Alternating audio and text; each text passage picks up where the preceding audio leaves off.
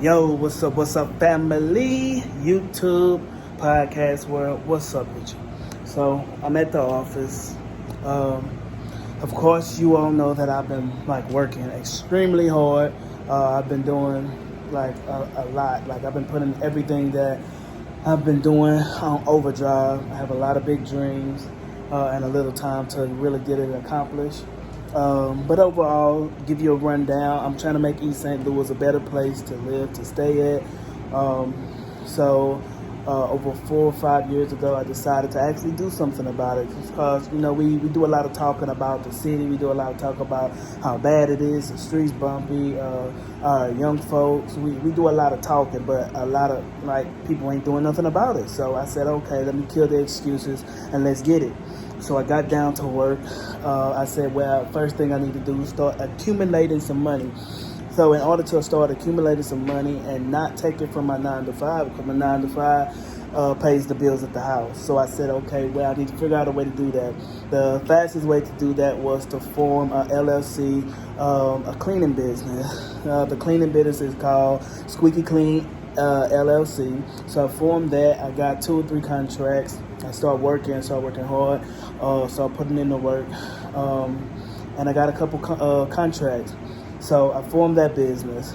Of course, my overall goal is to clean up East St. Louis, get East St. Louis a better place to live, and of course take care of me and my family, so I don't have to work a 9 to 5. Right now, I'm still working a 9 to 5, but hey, that's just what have to be done because I don't have everything put in place. But soon and behold, it will come to pass. But right now, I'm at the office. So I had to, in order when you start a business, you have to do a couple things. You have to get a physical address to put your business under, to do it the way that really needed to be done. I needed a physical address. I started off with a virtual office. Now, the virtual office is basically where they'll give you a building you can use under your LLC. And I was paying about $50, $50 to $100 a month. As a matter of fact, I think it was $100 a month. The virtual office don't have to necessarily be in your city. You have to be in the state that you're trying to start a business in. So I had the physical office where my mail and everything gets sent to. They'll get the mail and send it to my actual address or the P.O. box or wherever I wanted to get the mail sent to. I have a phone number, a business phone number, because you have to have a business phone number when you're trying to get credit cards and all that extra stuff, to actually form a business the way that it's supposed to be formed. So anyway, I hopped into a virtual office. I said, I'm paying $100 a month for a virtual office. Why not just give me a physical building? So I drove by the bank that's in my city, and the bank had office is available for people. So okay, I came in, I checked to see what was up. The rent was cheap enough for me to go ahead and make that happen. So I canceled the virtual office, got an office in this building. I started off with one office, which is the office that I'm in. I'll show you before and after pictures. That's another plan that I have going on. They was going to throw it away at my 9 to 5. So I said, hey, let me get that. Let me make something happen with it. So that's just something that they was getting rid of. 2 at my job. I helped make them because I'm a welder at my job. So I welded all these together, and that's how that came to be. I'm going to put advertisement on these and put it around the city at different locations, stores and all that. So I'm gonna make that happen eventually. But anyway, so this office, the way that it looks now, I'll show you before and after pictures of what it was and what it looked like when I'm done with it, when I got done with it, and boom. So I have this office.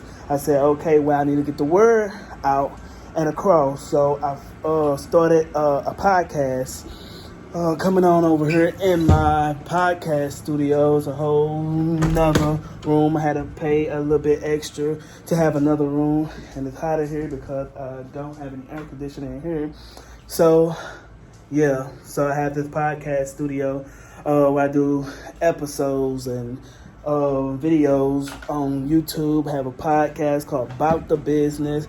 where we talk about entrepreneurship, community development, growth, and the money game. Have to talk about how to make money, how to use money, how to start you a business, everything that I'm doing. I want to be able to teach. I want you all to have the same information, because ultimately, if we want East St. Louis to be a better place, we have to multiply what I'm doing. We have to form businesses in East St. Louis, because the black dollar is said to last in our community for only 6 hours. If we want that to change, what we have to do, we want the city to change, what we have to do, we have to form businesses, we have to form different type of things that people want and need, such as a cleaning business, where I'll have contracts in the city. I will receive the money from the contracts, use the money in the city. I need something to eat, go to another business that's in the city.